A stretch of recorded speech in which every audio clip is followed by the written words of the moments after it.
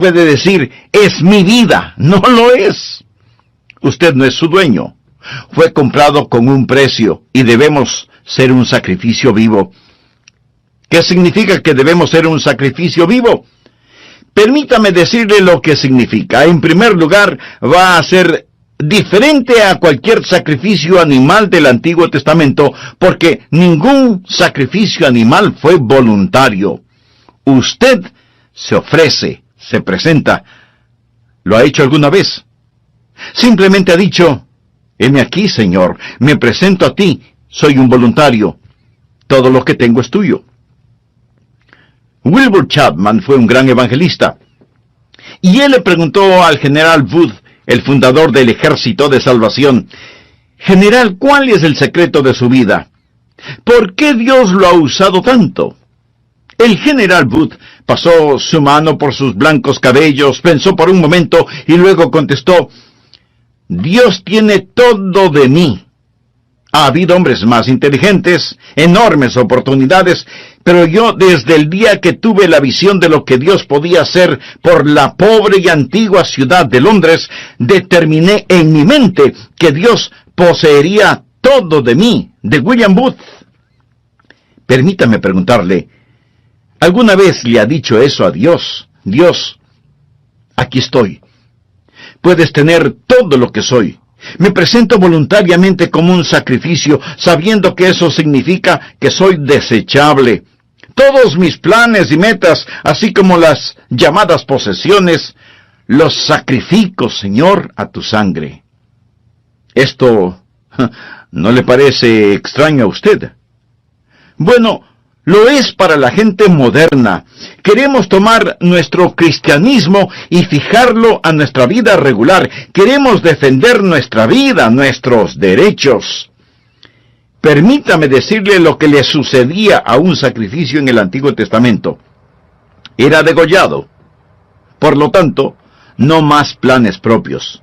Se lo ponía en el altar, y toda vez que era un sacrificio de sangre, había la tendencia de que el sacrificio se resbalara del altar, por lo que usaban dos ganchos llamados ganchos de carne. ¿Sabe usted qué es lo que le sujeta al altar? ¿Tiene usted la tendencia de resbalarse del altar? Bueno, yo la tengo. Hay dos ganchos que lo mantendrán en el altar, disciplina y devoción. Y para pertenecer al Señor Jesucristo, eso es lo que debe hacer, presentarse como sacrificio vivo. Pero la mayoría de nosotros no queremos usar esos ganchos, disciplina y devoción, que nos mantendrán en el altar del sacrificio. ¿Sabe lo que el creyente promedio dirá al respecto? Yo no quiero estar obligado a nada. Me uniría a la iglesia, pero no quiero estar obligado a nada. Puedo prometer una ofrenda de amor, pero no quiero estar obligado. Quiero ser libre. No, mi amigo. Esto no es un sacrificio. ¿Y qué es lo que le pasaba al sacrificio en el Antiguo Testamento? Era consumido, era quemado. ¿Sabía que usted nunca adorará a Dios verdaderamente hasta que sea consumido? ¿Alguna vez ha sido consumido por el fuego santo de Dios? Eso es lo que Pablo está diciendo. Pero algunos de ustedes objetarán diciendo, un momento, pastor, por favor, yo no quiero hacer todo eso. Solo quiero que me diga cuál es mi maravilloso don espiritual. Bueno, Pablo se lo va a decir. Pero verá, mi amigo, primero debe haber una presentación sacrificial, o sea, la presentación de usted mismo. Usted dice, Pastor Rogers, si yo hiciera eso, ¿quién sabe lo que Dios quisiera que yo haga? Suponga que usted tiene un hijo, jovencito, y suponga que un día su joven hijo viene y le dice, papá, he estado pensando, tú eres tan sabio, amoroso y bondadoso, y tienes tanta experiencia. Por eso, me parece que lo mejor que puedo hacer es pedirte consejo. Y lo que tú me digas que debo hacer, eso es lo que haré, y lo haré de todo corazón. Dime qué quieres que haga, dónde quieres que vaya, qué deseas que estudie, quiénes quieres que sean mis amigos. Lo que me digas, lo haré. Y usted piensa, Mi hijo debe tener calentura. Pero suponga que en verdad quiere hacer lo que usted le pide. Así que usted va donde su esposa y le dice, parece que a nuestro hijo lo tenemos en las manos. Él se va a arrepentir de haberme dicho que hará cualquier cosa que yo le pida. ¿Procedería usted así? Creo que no. Lo más probable es que si usted estuvo pensando en regalarle un carrito, aunque sea usado, lo que su hijo le manifestó inclinará un poco más aceleradamente la balanza. ¿No le parece? Es la manera que él tiene de decirle, papá, yo sé que me amas. Usted se presenta a sí mismo como sacrificio vivo y comprobará cuál sea la buena voluntad de Dios, agradable y perfecta. No tenga miedo de entregarse a Él, ni de decir, heme aquí, Señor, me entrego totalmente a ti. Ese es el primer principio, la presentación de un sacrificio. El segundo principio es, habrá una transformación espiritual. Después de la presentación viene la transformación. Mire por favor el versículo 2. No os conforméis, es decir, no se dejen amoldar a este siglo, sino transformaos por medio de la renovación de vuestro entendimiento, para que comprobéis cuál sea la buena voluntad de Dios agradable y perfecta. Una transformación. La palabra transformación aquí es una traducción de la palabra griega metamorfo. ¿Qué palabra le recuerda? Metamorfosis. Y esta es la transformación. Usted pasará por una metamorfosis. Como una oruga entra en un capullo y pasa por una metamorfosis, y ese feo gusano que entra en ese capullo sale como hermosa y gloriosa mariposa. ¿Por qué? Porque ha pasado por una metamorfosis que literalmente significa un cambio de forma. Y cuando usted se presenta de esa manera a Dios, amigo, usted va a tener una metamorfosis. La palabra describe literalmente lo que pasa cuando la naturaleza interna sale a la superficie. ¿Cuál es la naturaleza interna de esa oruga? Es una mariposa. ¿Sabía que esta es la palabra que se usó cuando Jesús fue transformado en el monte de la transfiguración? ¿Recuerda la historia? Él subió a esa montaña con Pedro, Santiago y Juan, y allí la Biblia dice que él fue transformado, transfigurado. Es exactamente la misma palabra que se usa aquí. Por ello, se le llama el monte de la transfiguración. Jesús pasó por una metamorfosis. ¿Recuerda lo que dije? ¿Qué es una metamorfosis? Es cuando la naturaleza interna sale a la superficie. ¿Cuál es la naturaleza interna de Jesús? Gloria. Cuando Él pasó la metamorfosis, su gloria salió a la superficie. Su rostro resplandecía como el sol de mediodía. Su vestidura era blanca como la nieve. El fulgor del Señor Jesucristo estaba allí siempre, pero lo que estaba en la naturaleza interna pasó por una metamorfosis. Y la naturaleza interna salió a la superficie como la naturaleza interna de una oruga, una mariposa. La naturaleza interna de Jesús es gloria. Una pregunta. ¿Cuál es su naturaleza interna si es salvo? Jesús. Jesús. Él es su naturaleza interna. Y cuando usted se presenta a Él como un sacrificio vivo, una transformación espiritual toma lugar. El Jesús que es residente en usted se convierte en el Jesús presidente en usted.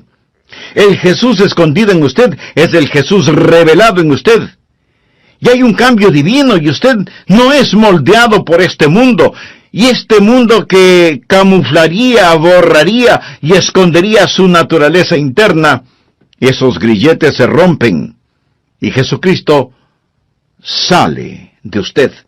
Y usted tiene un cambio divino que le da la mente de Cristo. Se renueva en el espíritu de su mente. Usted nunca entenderá realmente su don espiritual sin la mente de Cristo, sin una mente renovada. Y si usted está intentando descubrir su don espiritual sin presentarse voluntariamente como sacrificio, con razón que no sabe cuál es su don espiritual. ¿Sabe por qué usted no sabe cuál es su don espiritual? Porque su mente no está renovada. Pero cuando usted se presenta a Él como un sacrificio, habrá una transformación espiritual y usted comprobará cuál sea la buena voluntad de Dios, agradable y perfecta. No le tema a la voluntad de Dios. Ese es el lugar más alto, más feliz y más santo para usted. El tercer principio es, habrá tiempo para una sobria consideración. Leamos Romanos 12:3. Digo, pues, por la gracia que me es dada. Recuerda lo que es la palabra gracia. Es caris. El apóstol está diciendo, por el carisma que he recibido, a cada cual que está entre vosotros, que no tenga más alto concepto de sí que el que debe tener. Subraye la palabra tener. Sino que piense de sí con cordura, conforme a la medida de fe que Dios repartió a cada uno. Note el énfasis de Pablo en las palabras tener y pensar. No estamos hablando de que Él, Jesús, va a renovar nuestra mente. Bien. ¿Qué es lo que usted haría con una mente renovada? Puedo sugerirle que piense. Tal vez algunos de ustedes crean que es erróneo el pensar. Piensa que cuando usted se volvió un creyente, puso su mente en neutro, y que debe vivir solo con estremecimientos espirituales. ¡No! Dios renueva su mente para que usted pueda pensar con esa mente renovada. Hablamos de descubrir su don espiritual y usted debe pensar. Ahora, ¿cómo o qué piensa de usted mismo? Quiero que haga un inventario de usted mismo. Olvídese por un momento de mí y solo piense en usted. ¿Cómo debe pensar? Bueno, miremos la respuesta en el versículo 3. Que no tenga más alto concepto de sí que el que debe tener. Eso, mi amigo, en simple español quiere decir que no debe presumir de tener un don espiritual que no lo tiene. Escuchamos a algunas personas decir, oh, usted puede hacer cualquier cosa que piensa que puede alcanzar. Hay una palabra muy castiza para describir eso. Tonterías. Eso es pura necedad. Les dicen a los jóvenes, cualquier cosa que quieran hacer, la pueden hacer. Muy bien.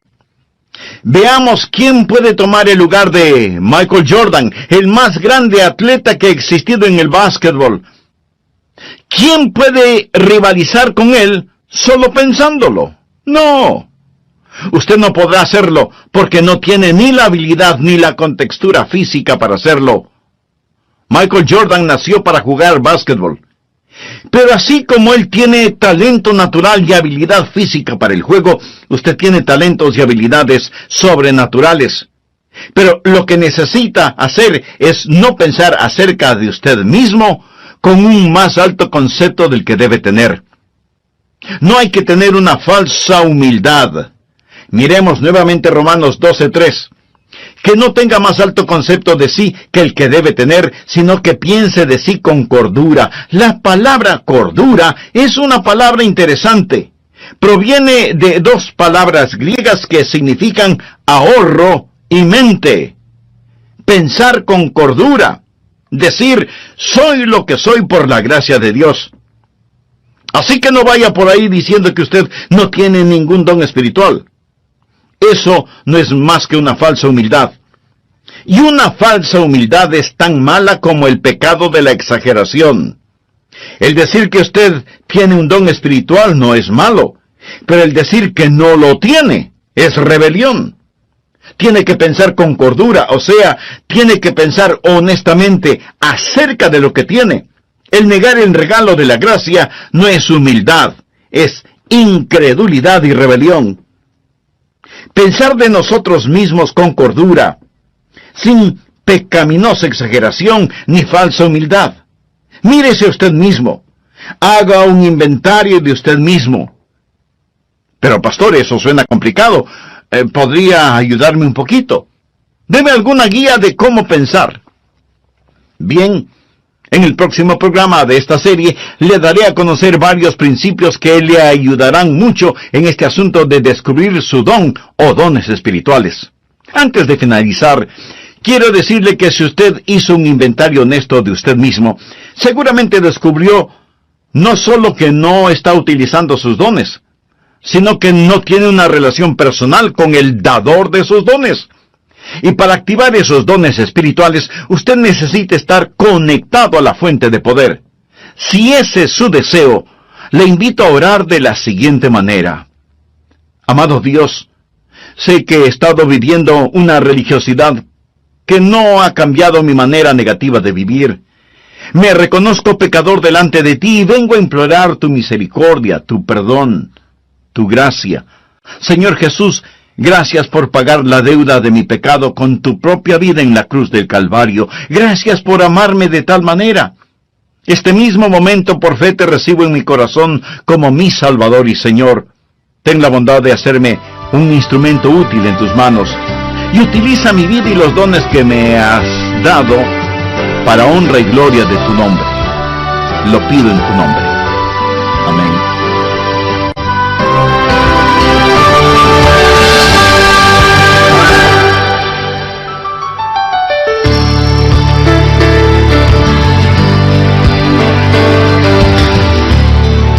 Suponga que su hijo tiene una extraordinaria habilidad para la escultura, pero usted lo presiona para que sea un abogado. Si llega a serlo, será un pésimo abogado, cuando pudo haber sido un brillante escultor. Y habrá enojo en ambos, en su hijo porque usted no le dejó ser escultor, y en usted porque se avergonzará de tener un hijo que es mal abogado. Los ejemplos abundan en las familias y aunque usted no lo crea, en las iglesias. En vez de dejar que las personas hagan aquello para lo cual Dios las ha equipado y les ha dado un don, tratamos de frenarlas en las áreas en las cuales sobresalen y las inflamos en áreas para las cuales no tienen ningún don. Dios le ha dado a usted un don particular y hoy terminaremos de estudiar cómo descubrir su don espiritual. Bienvenidos a El Amor que Vale, con el pastor, maestro y autor, Dr. Adrian Rogers, supliendo las necesidades de la gente con la verdad de la palabra de Dios, trayendo personas a Cristo, transformando vidas alrededor del mundo y ayudándole a usted a descubrir el poder del amor más grande, el amor que vale. A continuación, un edificante mensaje del Dr. Adrian Rogers en la voz del pastor Lenín de Llanón. Un muy atento saludo para todos ustedes, apreciados amigos de nuestro programa El Amor que Vale. Quiero compartir con usted varios principios que le ayudarán a descubrir su don espiritual. Primero, el principio de la iluminación. Verá, el Santo Espíritu de Dios que está en usted iluminará su mente. Esta es la parte mística de este asunto. Quiero decir, no hay una fórmula matemática. El Espíritu Santo de Dios empezará a hablar a su corazón. Así lo hizo cuando me llamó para que predicara su palabra. Ese es el ministerio de iluminación. Segundo, el principio del gozo.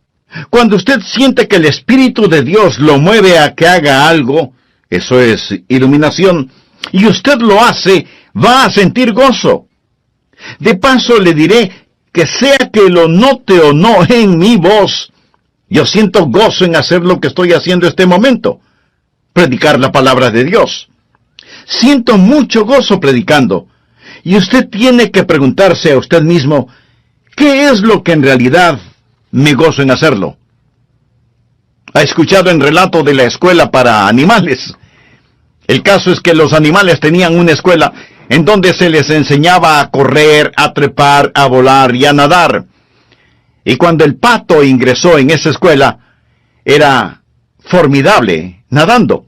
Volando no era tan bueno, y era muy malo para trepar y correr. Así que como era muy bueno nadando, no le dieron clases de natación, y más bien lo pusieron en la pista atlética para que corriera y corriera y corriera. Después de un tiempo, se volvió pésimo nadando, y su correr no mejoró. El águila también entró a la escuela. Y era fantástico verle ascendiendo y alcanzando la copa de los árboles. Pero dijeron que no lo estaba haciendo en la forma correcta. Así que le llamaron la atención por eso y le ordenaron que recibiera lecciones de natación. Al águila no le gustó recibir esas lecciones y se volvió rebelde, por lo que le expulsaron de la escuela. Luego vino a la escuela el conejo, quien era increíble corriendo. De hecho, le encantaba correr. Pero no era tan bueno en el resto de cosas. Era malo nadando y no le gustaban las clases de natación. Tampoco le gustaba el trepar a los árboles, y después de unos días, el pobre conejo tuvo un ataque de nervios. Luego vino la tortuga. Uno debe sentir pena por la tortuga. No podía correr, no podía nadar, no podía volar, no podía trepar, y los animales dijeron, ¿qué de bueno puede hacer la tortuga? Así que le quitaron su caparazón para que fuera un poco más rápida caminando, hasta cuando un caballo la pisó. Y ese fue el final de la pobre tortuga. A fin de cuentas, la escuela para animales fue un completo fracaso. Usted dirá, pero eso es ridículo. Mi amigo, eso es exactamente lo que estamos tratando de hacer en las iglesias en nuestros días. En vez de dejar que las personas hagan aquello para lo cual Dios les ha equipado y les ha otorgado un don, tratamos de frenarlas en las áreas en las cuales son fuertes y de inflarlas en algunas áreas para las cuales no tienen ningún don. Dios le ha dado a usted un don particular y va a descubrir que recibirá iluminación sobre su don espiritual y experimentará gozo al utilizar su don. Tercero, el principio del ánimo. Usted encontrará a otras personas animándole en su don espiritual. ¿Por qué? Porque ellos son bendecidos por su don. Fue maravilloso para mí cuando era un jovencito en la iglesia y yo rendí mi vida para hacer lo que el Señor Jesús quisiera que yo haga. Escribí en un pedazo de papel, aquí estoy, Señor, para lo que tú quieras que yo haga. Y ellos me pidieron que fuera el pastor para la semana juvenil. ¿Se puede imaginar eso? Yo no era un buen estudiante. Inteligente, pero no era un buen estudiante. Ni siquiera recuerdo si llevaba libros a la casa para estudiar. Y si algo no lo entendía durante las clases, pues fingía haberlo entendido. Y así pasaba con calificaciones promedio. La última cosa que se me hubiera ocurrido pensar era que me pidieran predicar durante la semana juvenil, y ahí estaba yo, petrificado. Pero prediqué. Y la gente después vino a decirme, me bendijo lo que dijiste. Estuvo bueno. Debes predicar otra vez. Al principio pensé que me lo decían por pura cortesía. Seguramente no dije nada bueno, pero continuaron felicitándome y eso me gustó. Si un predicador le dice, no me gusta que me digan que prediqué bien, mi amigo, esa es una mentira. Quiero decir, cuando a usted le animan, eso ayuda. Entonces hay iluminación, hay gozo y hay ánimo. Cuarto, el principio de la participación compartida. Romanos 12, versos 4 y 5. Porque de la manera que en un cuerpo tenemos muchos miembros, pero no todos los miembros tienen la misma función. Eso es, no todos hacen el mismo trabajo. Así nosotros, siendo muchos, somos un cuerpo en Cristo, y todos miembros los unos de los otros. Ahora necesitamos aprender que cuando nos presentamos nosotros mismos a Jesús, también nos presentamos el uno al otro. Debe haber una participación compartida. Cuando usted pertenece a Cristo, también me pertenece a mí. Y cuando yo pertenezco a Jesús, también le pertenezco a usted. Recuerde que la iglesia es su cuerpo, no es una organización con Jesucristo como presidente. Es un cuerpo con Jesucristo como la cabeza y todos nosotros somos miembros de ese cuerpo. Y es la arrogancia, la presunción y el orgullo lo que nos divide. Es el Espíritu Santo de Dios el que nos une. Así, cuando descubrimos nuestro don, debe haber una participación compartida. Ahora, los dones de todos no son tan obvios. Quiero decir, usted está escuchando por medio de mi voz lo que tengo en mi mente, no lo que tengo en mi hígado. ¿No es cierto? Usted no está pensando, el hígado del pastor está funcionando bien este momento. No. Pero déjeme decirle que si mi hígado no estuviera funcionando bien, yo no estaría predicando en este programa. Verá, en cada iglesia cristiana evangélica hay miembros que hacen distintos trabajos, personas a las cuales ni siquiera las vemos, pero ellas tienen una participación compartida. Y cada don ha sido dado para perfeccionar el cuerpo de Cristo. Y si usted no está haciendo lo que debe, si usted es un miembro de la iglesia que no está cumpliendo el propósito para el cual Dios le ha puesto en la iglesia, usted está haciendo daño y es peligroso para el cuerpo, quien quiera que usted sea. Cuando era pastor de la iglesia, a veces me preguntaban, ¿cuántos miembros activos hay en su iglesia, pastor? Mi amigo, todos son activos.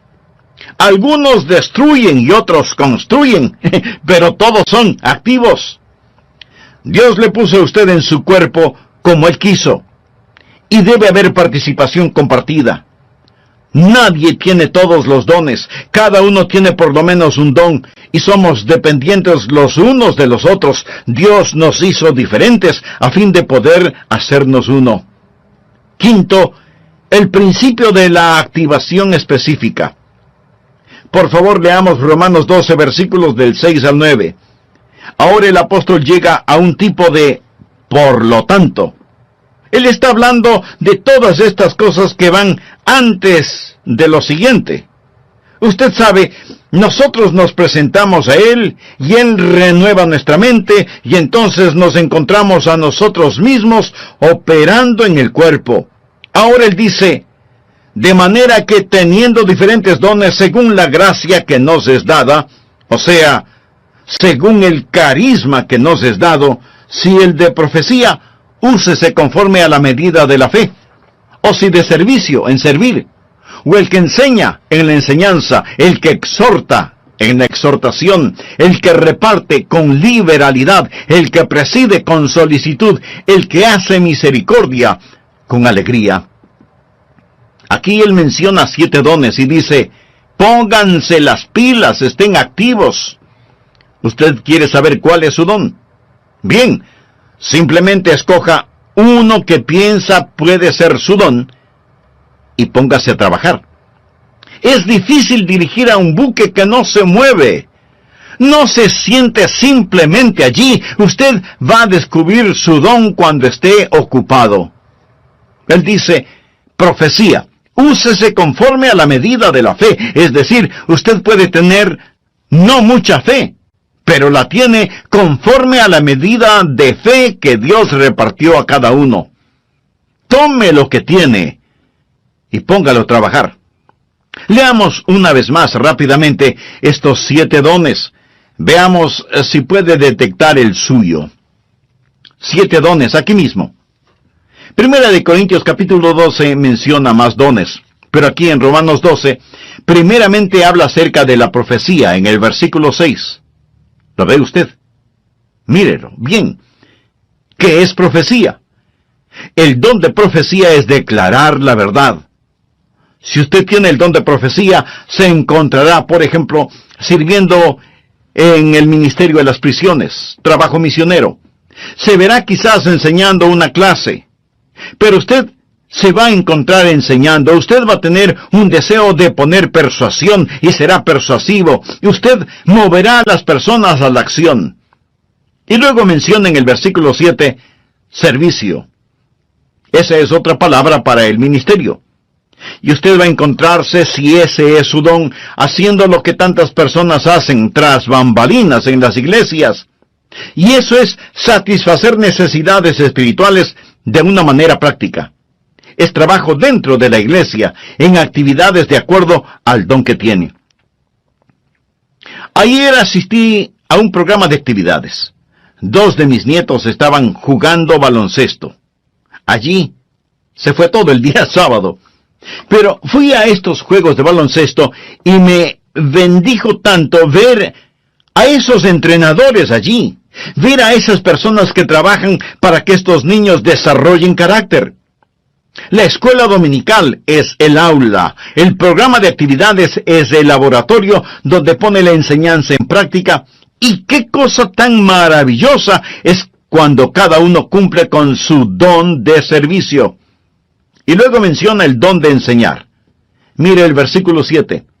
Si usted tiene este don, deseará clarificar la verdad, es decir, usted tendrá un deseo de investigar las cosas y validar la verdad que es presentada.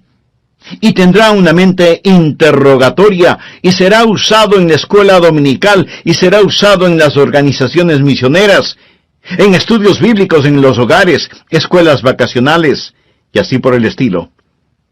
Y después menciona la exhortación en el versículo 8. ¿Qué es exhortación? Es el deseo de estimular a las personas en su fe, para exhortarlas a amar mejor a Jesús. Y si usted tiene ese don, va a disfrutar la consejería personal. Usted quizás va a estar en el ministerio de música, o quizás en visitación, buscando a los que están perdidos o descarriados, ganando almas. El ministerio de motivación. Eso es exhortación. Y luego menciona repartir o dar. A todos se nos manda dar, pero algunas personas tienen el don de dar. ¿Y qué es eso? Es la motivación de encomendar a otros los recursos personales para que la obra de Dios pueda continuar.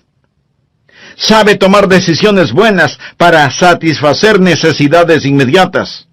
Usted tiene cuidado al dar, pero está deseoso de dar y tiene la habilidad de acumular y dispersar los recursos. Y hay personas en nuestras iglesias que tienen el don de dar. Y doy gracias a Dios por eso. Y continúa en el versículo 8 con presidir. Quizá ese sea su don. Es el de motivar, no el de mandar. Es coordinar las cosas y ayudar a las personas a ver todo el panorama y moverlos hacia esa visión. Coordinar las actividades de otros para una meta común, para la gloria de Dios. Y ese es el don de presidir, dirigir, ponerse de pie ante otros. Una persona que tiene este don también tiene el don de visión.